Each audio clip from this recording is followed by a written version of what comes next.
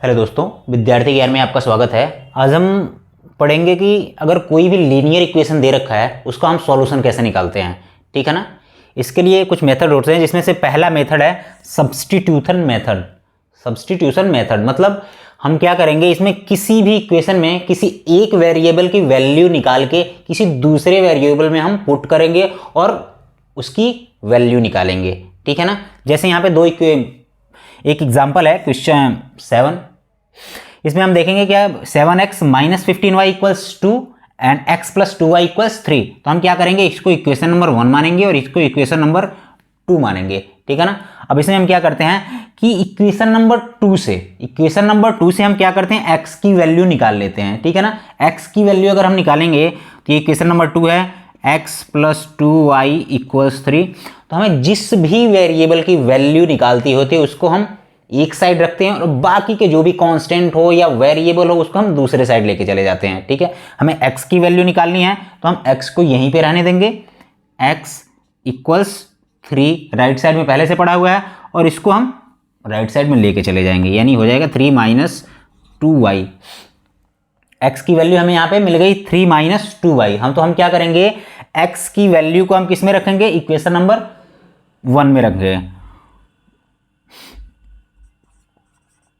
Put the value of x in equation number 1। ठीक है। हम इसकी वैल्यू यहाँ पे रखते हैं तो क्या हो जाएगा, ये इक्वेशन नंबर क्या दे रखा है, 7x माइनस 15y इक्वल्स 2।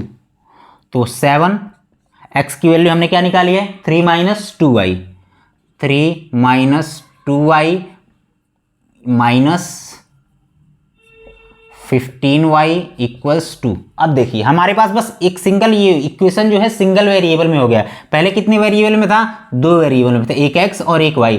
अब क्या हो गया, ये वेरिएबल इक्वेशन सिंगल वेरिएबल में हो गया। तो सिंगल वेरिएबल में हो गया तो हम उसकी वैल्यू निकालेंगे उसी वेरिएबल की। तो हम इसका इस ब्रैकेट को तोड़ते हैं, तो इस ब्रैकेट को तोड़ेंगे तो कितना हो जाएगा, 7 3 जा 21 माइनस 7 2 जा 14 और y 7 दूना 14 और y माइनस 15y इक्वल्स 2।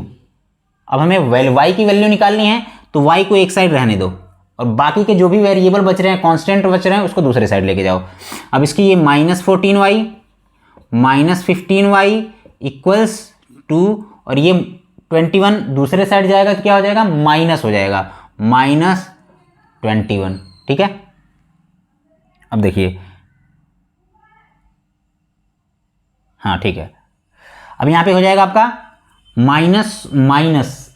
मैंने इसके पहले भी एक कुछ शॉर्ट्स भी डाल रखे हैं और कुछ वीडियो भी डाल रखी है कि जो साइन होते हैं, प्लस माइनस मल्टीप्लाई, इन सब का आपस में मल्टीप्लाई करने से, जोड़ करने से, घटाना करने से क्या साइन मिलता है, उसके ऊपर मैंने कुछ वीडियो और शॉर्ट्स डाल रखे हैं। अगर वो आपने नहीं देखा है तो इसके डिस्क्रिप्शन में मैं उसका लिंक दे दूंगा, आप उसको देख लीजिएगा। तो आपको जो प्लस माइनस साइन का जो आपस में जोड़ घटाना होता है वो आपको अच्छे से समझ में आ जाएगा। तो माइनस माइनस को हम जोड़ते हैं, 14 और 15 जुटेगा तो 29 हो जाएगा और साइन जो होता है माइनस का ही लगेगा। ठीक है। जब माइनस माइनस वाली संख्या जोड़ी जाती है तो उसका आंसर माइनस में आता है। ठीक है। और इक्वल्स 2 में से 21 जाएगा, माइनस 19। अब क्या करिए, और ये y तो रहेगा ही रहेगा। अब ये माइनस दोनों साइड है तो इसको आपस में कैंसिल करके प्लस कर दीजिए। y की वैल्यू निकालनी है तो y इक्वल्स 19 अपान y की वैल्यू है। अब ये मल्टीप्लाई में है, प्लस रहता है तो दूसरे साइड जाता है तो माइनस होता है, मल्टीप्लाई में है दूसरे साइड जाएगा तो डिवाइड में चेंज हो जाएगा, 19/29। ये हो गया आपका इक्वेशन नंबर, ये y की वैल्यू हमें पता चल गई। अब y की वैल्यू क्या करेंगे, हम इस वाले इक्वेशन में पुट कर देंगे। ये इक्वेशन नंबर 3 था समझो। तो x equals 3 minus 2 into 19/29, x equals 3 minus 19 दूना 38/29। अब ये देखिए इन दोनों का हर बराबर नहीं है तो हम क्या करेंगे, इसका एलसीएम लेंगे। 29 का 3 में मल्टीप्लाई करेंगे तो कितना हो जाएगा, 3 9 27 और 3 दूना 6, 6 2 8 माइनस 38/29। अब 87 में से 38 जाएगा तो कितना हो जाएगा, 70 में से 8 गया 9 और 7 में से 3 गया 4/29। अब हमें x की वैल्यू भी मिल गई 49/29। नाम से ही हमें पता चल रहा है कि सब्स्टिट्यूशन मेथड, मतलब हमें किसी वेरिएबल की वैल्यू किसी दूसरे इक्वेशन में पुट करना है और उससे हमें उस वेरिएबल की वैल्यू निकालनी है, ठीक है ना, इसीलिए इसको सब्स्टिट्यूशन मेथड बोलते हैं।